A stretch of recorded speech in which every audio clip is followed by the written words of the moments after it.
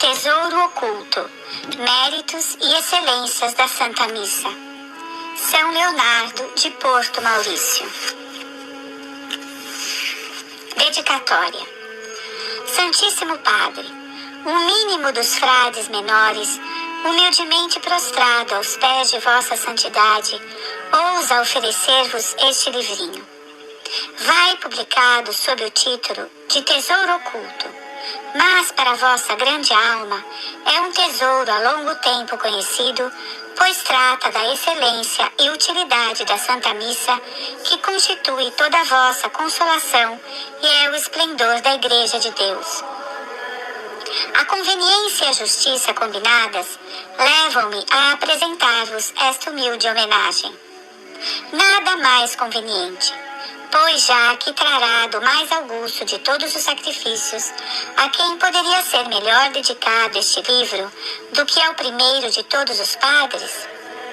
E onde poderia eu buscar apoio mais precioso, senão no patrocínio do Pastor Supremo, que longe de guardar em si sua grande piedade, deseja tão ardentemente espalhá-la em proveito dos povos tão necessitados de luz?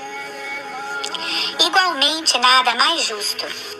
Numerosos e poderosíssimos são os motivos que de longa data me impelem a manifestar em atos meu vivo reconhecimento à vossa santidade.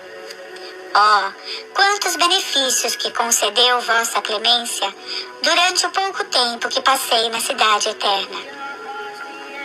Atestam-no a faculdade de pregar missões em Roma, o desenvolvimento do santo exercício da via sacra e a elevação da adoração perpétua do Santíssimo Sacramento. Em uma palavra, não há favor que eu vos tenha pedido para o bem comum de nosso Instituto que não tenhais benevolamente concedido. Estes motivos e muitos outros excitam em meu coração sentimento do mais humilde respeito, obrigam-me a manifestar o meu devotamente e encorajar-me a mandar imprimir no frontispício das páginas o vosso nome augusto, conferindo-lhes assim uma recomendação que lhe aumentará o valor. O preito que vos rendo com este livro é, portanto, conveniente e justo. Mas será sempre de vossa parte, Santíssimo Padre, pura benevolência, se vos dignardes aceitá-lo. É o que espero, vendo-vos tão inclinado a promover tudo de qualquer modo possa facilitar o grande negócio da salvação das almas. Este zelo admirável é que atrai sobre vós a proteção visível do Altíssimo. É Deus, certamente, que a uma idade tão avançada ajunta a santidade tão florescente. Deus, vosso conselheiro em tão difíceis conjunturas, Deus, vossa força nas provações tão grandes da Igreja, Deus mesmo, que será finalmente vossa recompensa por tão gloriosos empreendimentos, dirigidos todos para o bem do universo católico. Digne-se vossa santidade permitir que eu me prostre, com profunda submissão, beijando vossos pés sagrados, e oferecendo-vos minhas obras, minhas palavras e meu coração, e que me confesse de vossa santidade o mais humilde, respeito e obediente filho e servo. Frei Leonardo de Porto Maurício, Convento de São Boaventura, Roma, 15 de outubro de 1737. Prefácio. Os tesouros, por grandes e preciosos que sejam, não podem ser estimados se não forem conhecidos. Eis porque, caro leitor, muitos não têm pelo santo sacrifício da missa o amor que deveriam ter, porque este tesouro, a maior maravilha e a maior riqueza da Igreja de Deus, é um tesouro oculto, um tesouro muito pouco conhecido. Ah, se todos conhecessem esta preciosidade celeste, tudo sacrificariam para adquiri-lo. A exemplo do mercador do Evangelho, cada um de boa vontade daria tudo o que possuísse para obter tão precioso tesouro. São Mateus 13:46. Para estabelecer, portanto, àqueles que não estimam suficientemente tão grande mistério, publicamos este opúsculo. Talvez à primeira vista você não dê muito valor a ele, pois tantos outros livros foram já impressos que ensinam admiravelmente o método para assistir com fruto à Santa Missa, que outros novos não se podem desejar, como temerário, pois seria preciso mais talentos a fim de pôr em evidência todo o valor de um mistério tão venerável, além da inteligência dos próprios serafins. Responder-vos-ei ingenuamente que dizeis a verdade, e confesso que nada tenho a objetar, e mais ainda, que por muito tempo essas duas considerações me detiveram. Tolhia-me viva repugnância de empreender uma obra que havia de ser julgada pelo público como supérflua e além de minhas forças. Dois motivos, porém, impeliram-me a vencer todas as resistências de meu coração. Em primeiro lugar, um conselho, para mim sagrado como uma ordem, pois que vinha de um personagem a quem, por muitos títulos, devo obediência. Em segundo lugar, a esperança de que este escrito prestará algum serviço às populações que tenho evangelizado nas missões. Com efeito, um dos maiores benefícios que se obtém das missões é o incremento do culto e do amor ao Santíssimo Sacramento.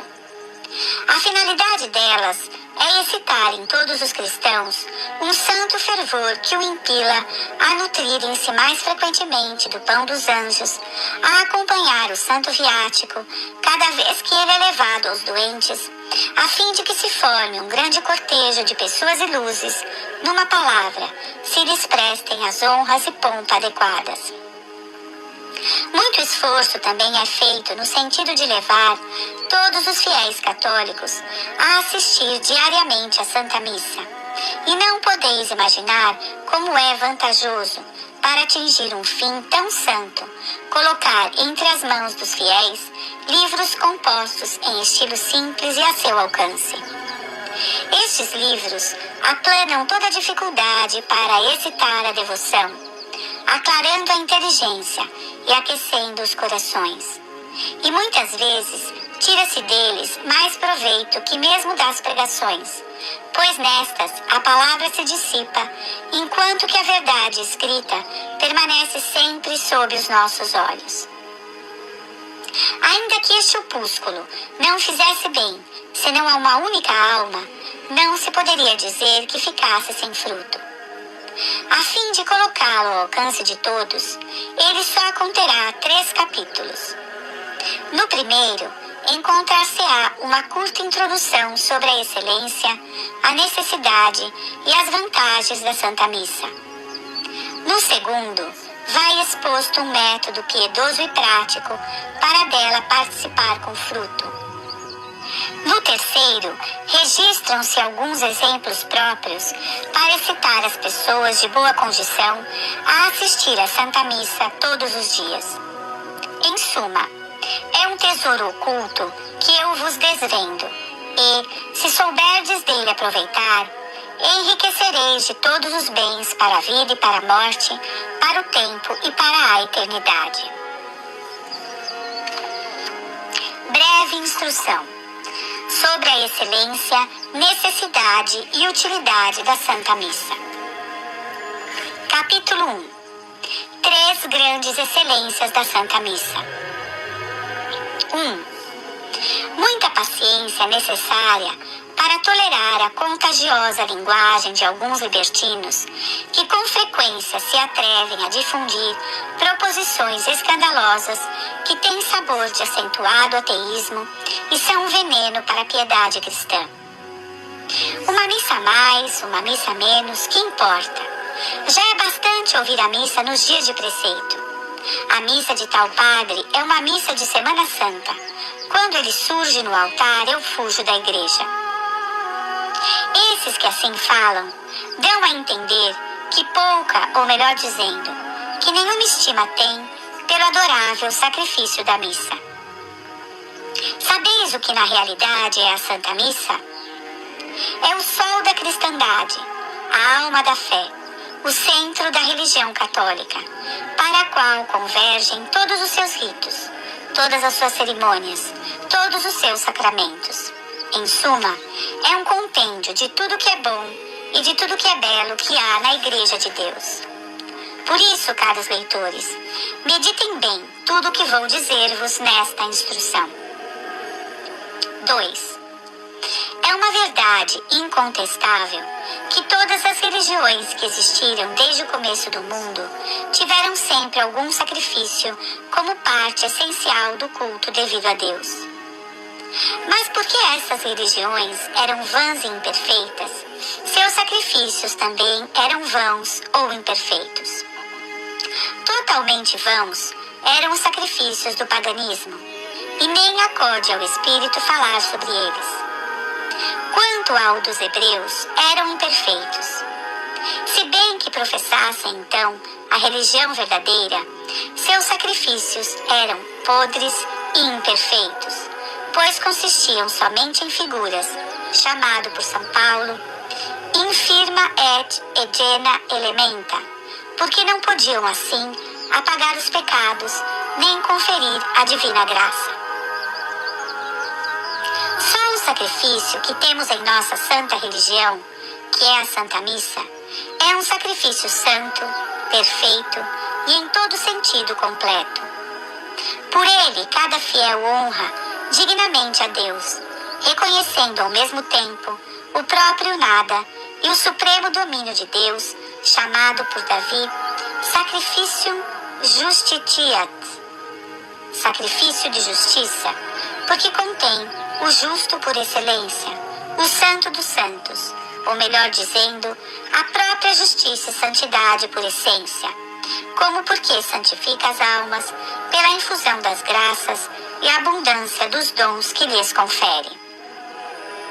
A Santa Missa é um sacrifício tão santo, o mais augusto e excelente de todos, e a fim de formardes uma ideia adequada de tão grande tesouro, vamos aplicar sucintamente algumas de suas excelências divinas, porque para explicá-las todas é necessária uma inteligência superior à nossa. 3.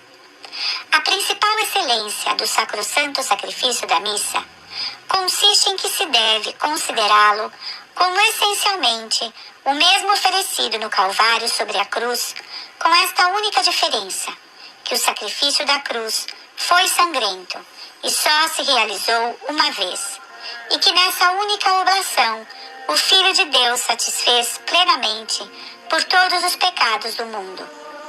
Enquanto que o sacrifício do altar é um sacrifício incruento, que se pode renovar uma infinidade de vezes, e que foi instituído para aplicar a cada um em particular esta expiação universal que Jesus Cristo por nós cumpriu no Calvário.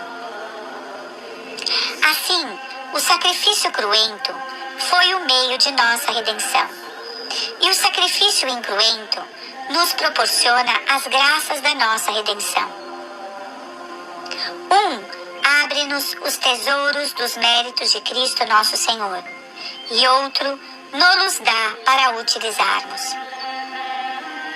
Notai, portanto, que na missa não se faz apenas uma representação, uma simples memória da paixão e morte de nosso Senhor, mas, num sentido realíssimo, o mesmo que se realizou outrora no Calvário, aqui se realiza novamente, tanto que se pode dizer a rigor que em cada Santa Missa, nosso Redentor morre por nós misticamente, sem morrer na realidade, estando ao mesmo tempo vivo e como imolado.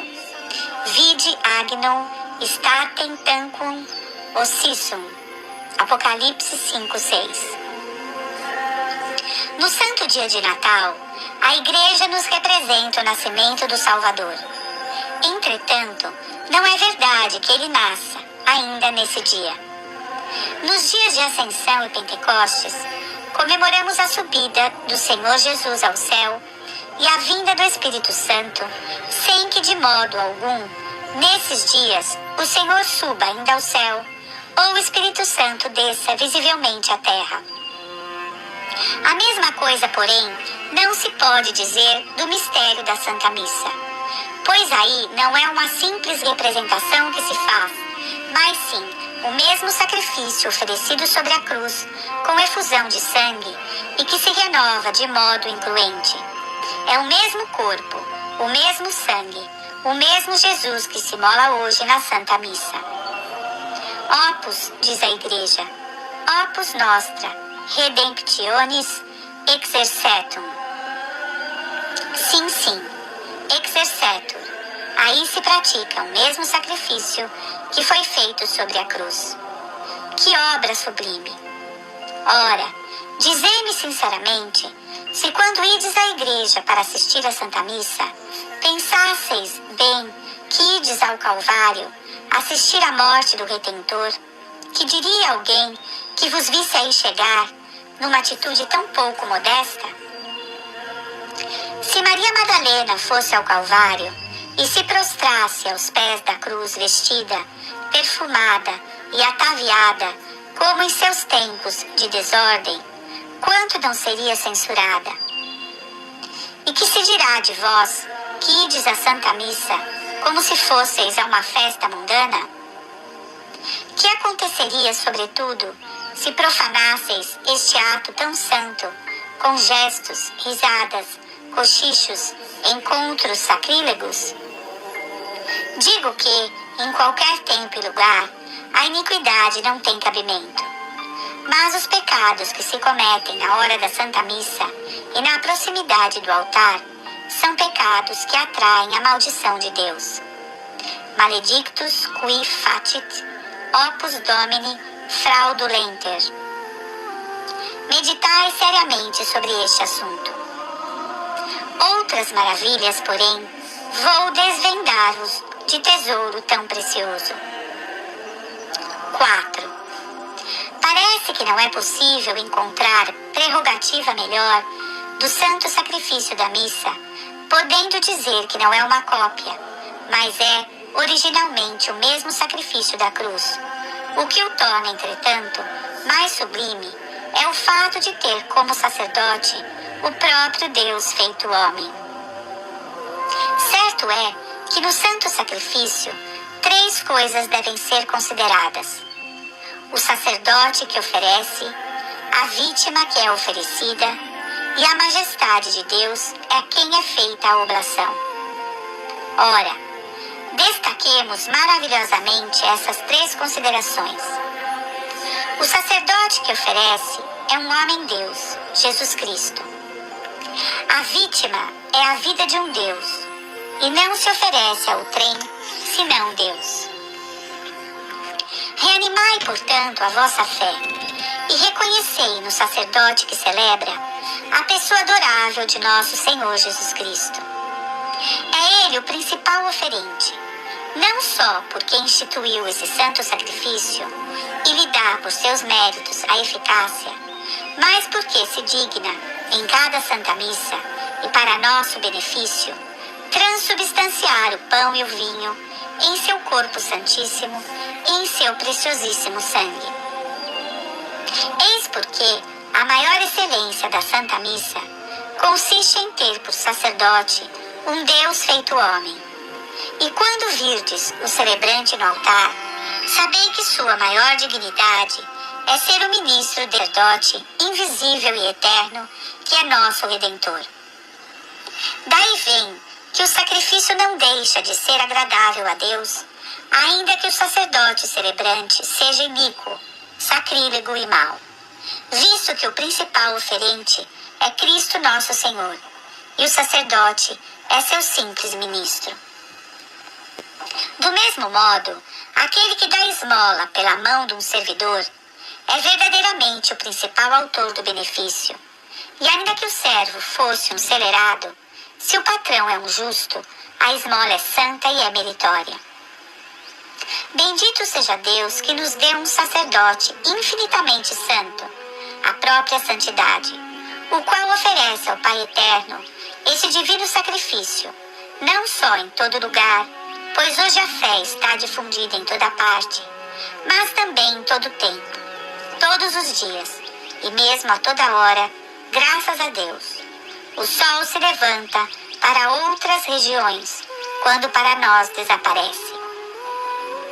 A toda hora, portanto, em qualquer parte da terra, este Santíssimo Sacerdote oferece ao Pai o seu corpo, seu sangue, sua alma, todo o seu ser por nós, e o faz tantas vezes quantas missas se celebram em todo o universo. Ó tesouro imenso! Ó mina de inestimáveis riquezas que possuímos na Igreja de Deus! Felizes de nós, se pudéssemos assistir devotamente a todas as santas missas. Que capital de méritos amontoaríamos? Que abundância de graças nesta vida e que grau de glória na outra nos proporcionaríamos tão devota assistência? 5. Mas eu disse assistência? Aqueles que escutam a missa não só fazem o ofício de assistentes, mas também o de oferentes, podendo chamá-los sacerdotes. Fetisti nos Deo nostro regnum et sacerdotes. O sacerdote que oficia é como o ministro público da igreja inteira. É o mediador de todos os fiéis, e especialmente daqueles que assistem à Santa Missa, junto do sacerdote invisível que é Jesus. Com Cristo, ele oferece ao Eterno Pai, em seu nome e em nome de todos, o resgate precioso da redenção dos homens. Não está, porém, sozinho nessa santa função. Todos os que assistem à Santa Missa concorrem com ele no oferecimento do sacrifício.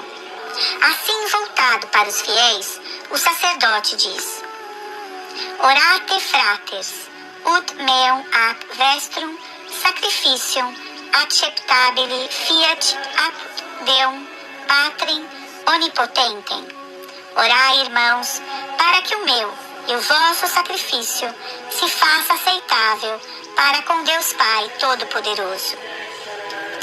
Estas palavras que o sacerdote profere é para nos dar a entender que, conquanto desempenhe ele o papel de ministro principal, todos que ali assistem, com ele oferecem a grande vítima.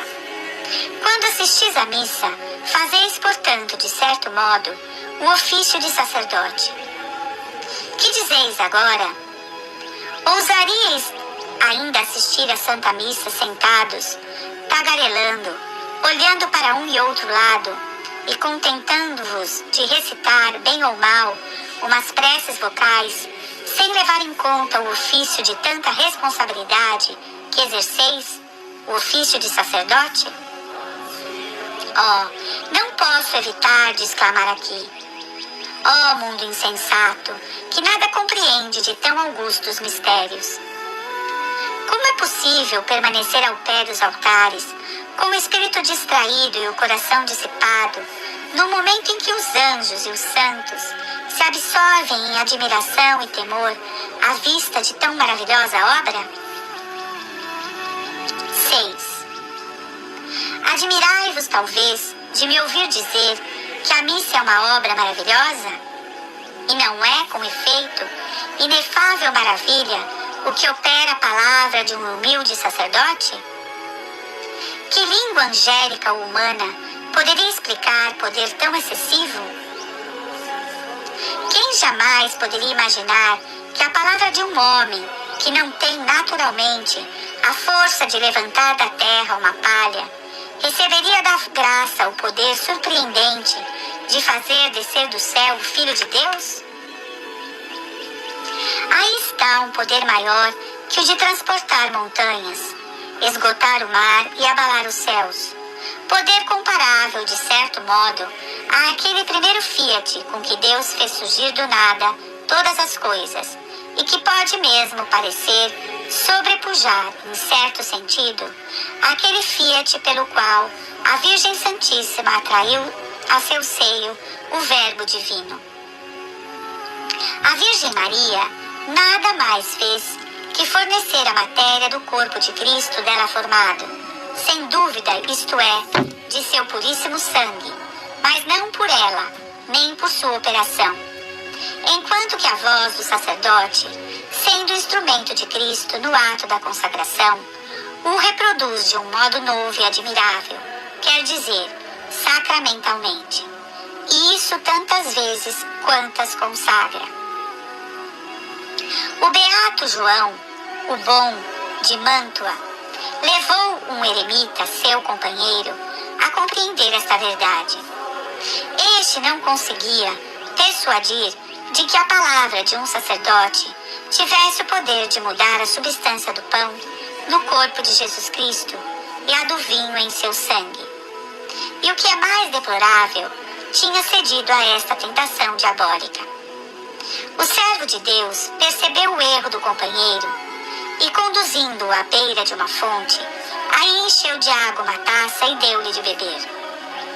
Depois de sorver toda a água, o outro confessou que jamais, em toda a sua vida, provara um vinho tão delicioso. Então João o bom disse-lhe: não vedes o milagre, meu querido irmão? Se por meio de um miserável como eu, a água se mudou em vinho pela onipotência divina, quanto mais deveis crer por meio das palavras do sacerdote, que são palavras de Deus, o pão e o vinho mudam-se no corpo e sangue de Jesus Cristo? Quem ousaria jamais pôr limites à onipotência de Deus? Bastou isso para dissipar o engano do eremita, que, expulsando de seu espírito toda dúvida, fez grande penitência por seu pecado. Tenhamos fé, mas fé viva, e confessaremos que inúmeras são as prodigiosas prerrogativas contidas nesse admirável sacrifício. Aí veremos com admiração renovar-se-á a toda hora este prodígio da sagrada humanidade de Jesus Cristo, presente em milhares e milhares de lugares e gozando, por assim dizer, de uma sorte de imensidade que não possui nenhum outro corpo, e só a ela reservada em recompensa do sacrifício de sua vida que ele fez a Deus Altíssimo. Um demônio, falando pela boca de uma pessoa possessa, fez com que um judeu incrédulo compreendesse esta verdade, por meio de uma comparação material e grosseira. Encontrava-se este judeu numa praça com muitas pessoas, entre as quais a mulher possessa. Nesse momento passou um sacerdote que levava o santo viático a um doente. Todos os presentes se ajoelharam e prestaram homenagem ao Santíssimo Sacramento. Só o judeu ficou imóvel e não deu sinal algum de respeito. Vendo isso, a mulher levantou-se furiosa, arrancou-lhe o chapéu e deu-lhe um vigoroso bofetão, dizendo-lhe: desgraçado, por que não te prostas diante do verdadeiro Deus presente neste divino sacramento? Que Deus? Replicou o judeu. Se fosse verdade, a consequência seria haver muitos deuses, pois ao celebrarem a Santa Missa, ele estaria em cada um de vossos altares. A estas palavras, o espírito que habitava naquela mulher tomou um crivo e, opondo-se ao sol, disse ao judeu que olhasse os raios filtrando-se pelos buracos. Em seguida juntou: dize-me, judeu, há então muitos sóis passando pelas aberturas desse crivo ou um só? E a resposta do judeu, de que não havia senão um sol, a possessa replicou: por que te espantas então de que Deus, feito homem e feito sacramento, possa ter, por um excesso de amor, uma presença real e verdadeira sobre vários altares, permanecendo, no entanto, uno, indivisível e imutável? Foi o suficiente para confundir a incredulidade do judeu, que por esse raciocínio se viu constrangido a confessar a verdade de nossa fé. Ó Santa Fé, apenas um raio de tua luz, e exclamaremos com fervor: quem ousaria estabelecer limites à onipotência de Deus? Nesta grande concepção que tinha da onipotência de Deus, Santa Teresa costumava dizer que quanto mais sublime, profundo e obscuro ao nosso entendimento eram os mistérios da nossa fé, com maior firmeza e devoção ela acreditava, sabendo bem que o onipotentíssimo Deus pode fazer prodígios infinitamente maiores. Reanimai a graça da fé e confessai que este divino sacramento é o milagre dos milagres, a maravilha das maravilhas, e que sua maior excelência consiste em estar incompreensível à nossa pobre inteligência. E tomado de admiração, dizei e repeti muitas vezes: oh, que grande tesouro, que grande tesouro! Se, porém, sua excelência prodigiosa não vos comove, que vos toque ao menos sua soberana necessidade. 7. Que seria do mundo se não houvesse o sol? Ah, tudo seria trevas, horror, esterilidade e desolação. E se o mundo não tivesse a Santa Missa, o que seria de nós? Oh, infelicidade nossa! Seríamos privados de todos os bens, sobrecarregados com o peso de todos os males. Estaríamos expostos a todos os raios da cólera de Deus. Alguns ficaram aparentemente maravilhados e achando que nosso bom Deus, de certo modo, havia mudado sua maneira de governar. Antigamente ele se nomeava de Deus dos exércitos e falava ao povo do meio das nuvens e armado de raios. E de fato era com todo o rigor da justiça que castigava os pecados. Por um único adultério, mandou passar a fio de espada 25.000 homens da tribo de Benjamim. Juízes 20:46. Por um leve pecado de orgulho de Davi, em computar o povo, enviou ele uma peste tão terrível que em poucas horas pereceram 70.000 pessoas. 2 Samuel 24:15. Por um só olhar curioso e desrespeitoso dos betsamitas, fez que 50.000 deles perecessem. 1 Samuel 6:19. E agora suporta com paciência não só vaidades e irreverências, mas adultérios, os mais vergonhosos, escândalos gravíssimos e tantas blasfêmias horríveis que muitos cristãos vomitam contra o seu nome santíssimo. Como então isso acontece? Por que tão grande diversidade de governo? Serão as ingratidões dos homens mais excusáveis hoje do que outrora? Bem ao contrário, são muito mais culpáveis, já que os imensos benefícios de Deus se multiplicam cada dia. A verdadeira razão desta clemência espantosa é a Santa Missa, pela qual se oferece ao Eterno Pai esta grande vítima, Jesus. Eis aí o sol da Santa Igreja, que dissipa as nuvens e torna sereno o céu. Eis aí o arco-íris, que detém os raios da divina justiça. Creio para mim que se não fosse a Santa Missa, o mundo estaria já no abismo, incapaz de suportar o imenso fardo de suas iniquidades. A Santa Missa é o poderoso sustento que lhe mantém de pé. E concluí de tudo isso quanto este divino sacrifício é necessário. Assim então, sabei aproveitá-lo o máximo que for possível. Portanto, quando assistirmos à Santa Missa, imitemos o célebre Afonso de Albuquerque. Esse famoso conquistador das Índias, achando-se com seu exército em perigo de naufragar numa horrível tempestade, teve uma inspiração. Tomou nos braços uma criança que viajava em sua nau e, elevando-a ao alto, exclamou: se nós somos pecadores, esta criaturinha é certamente sem mácula. Ah, Senhor, por amor deste inocente, compadecei-vos de nós culpados. Acredita? Agradou tanto a Deus a vista daquela criança inocente que ele acalmou o mar e devolveu a alegria àqueles infelizes, gelados já pelo terror da morte certa. Ora, o que pensais vós que faria o eterno Pai quando o sacerdote, levantando a santa hóstia, lhe apresenta o divino Filho? Ah, seu amor não pode resistir à vista do inocente Jesus.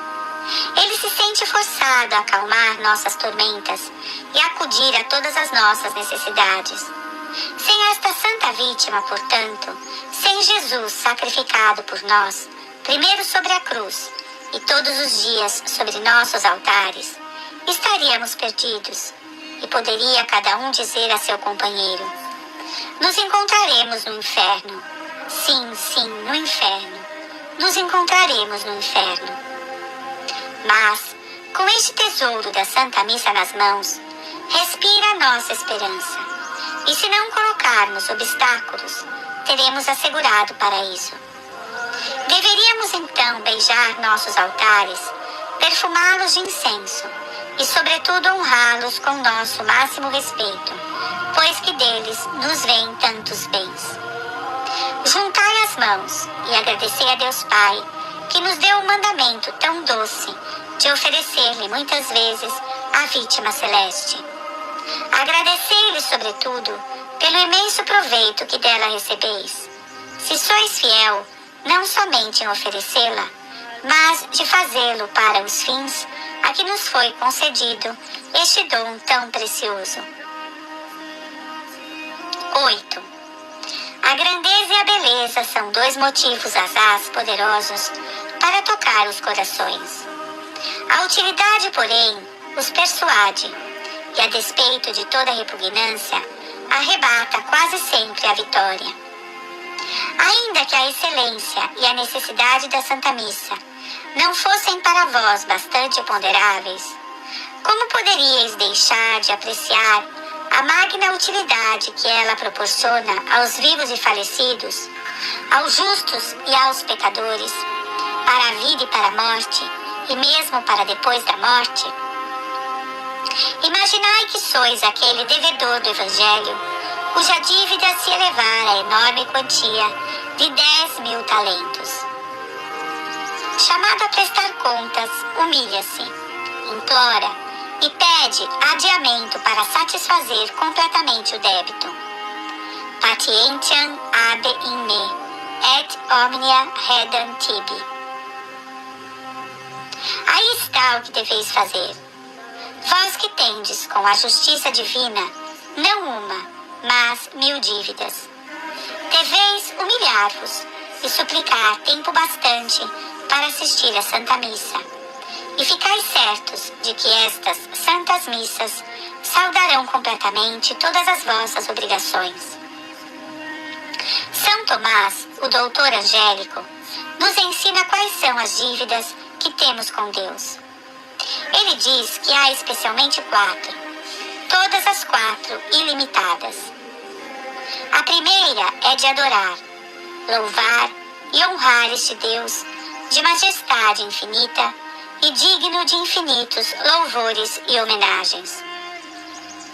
A segunda, dar-lhe satisfação pelos pecados que cometemos. A terceira, render-lhe graças pelos benefícios recebidos. A quarta, implorar-lhe como fonte de todas as graças. Ora, como é possível que pobres criaturas como nós, que nada possuímos, nem mesmo o ar que respiramos, possam jamais satisfazer obrigações tão grandes? Consolemo-nos, pois. Aqui está um meio facílimo. Façamos o possível para assistir o maior número de missas que nos seja possível e com a máxima devoção. Mandemos celebrá-la também o mais que pudermos, e se bem que nossas dívidas sejam enormes e inumeráveis, não há dúvida de que, com o tesouro contido na Santa Missa, poderemos solvê-las inteiramente. E para melhor compreendermos estas dívidas, explicá-las-ei uma depois da outra. E grande será a vossa consolação ao ver a grande utilidade e inesgotável riqueza que podeis aurir de mina abundante para pagar todas. 9. Nossa primeira obrigação para com Deus é adorá-lo e honrá-lo. É preceito da própria lei natural que todo inferior deve homenagem a seu superior. E quanto maior a dignidade deste, tanto maior deve ser as honras que se lhes prestam. Daí resulta que, sendo Deus de majestade infinita, homenagens infinitas lhe devemos. Infelizes que somos! Onde encontraremos oferenda digna de nosso Criador? Passei vós em revista todas as criaturas do universo. Coisa alguma encontrareis digna dele. Ah, é que uma oferenda digna de Deus não pode ser senão o próprio Deus. Necessário é que aquele que está sentado no trono de sua majestade desça para oferecer-se como vítima sobre nossos altares, a fim de que a homenagem corresponda perfeitamente à excelência de sua grandeza infinita. Isto é o que se realiza na Santa Missa, pela qual Deus é adorado na medida que merece, porque é adorado por Deus mesmo, isto é, por Jesus, que, pondo-se sobre o altar em estado de vítima, adora a Santíssima Trindade por um ato de inefável dependência e tanto quanto ele merece.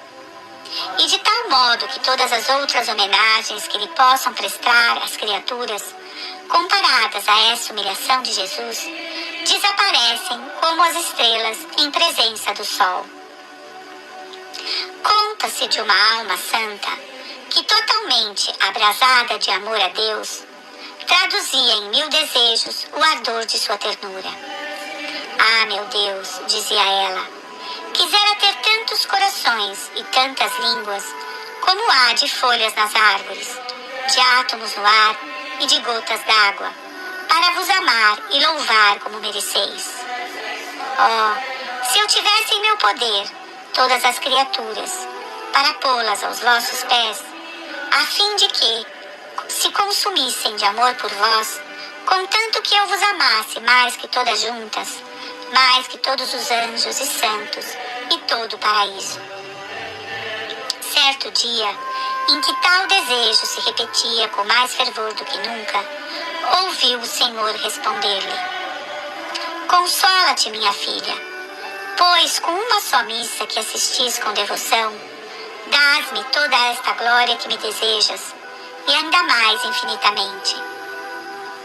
Admirai-vos, talvez, esta afirmação?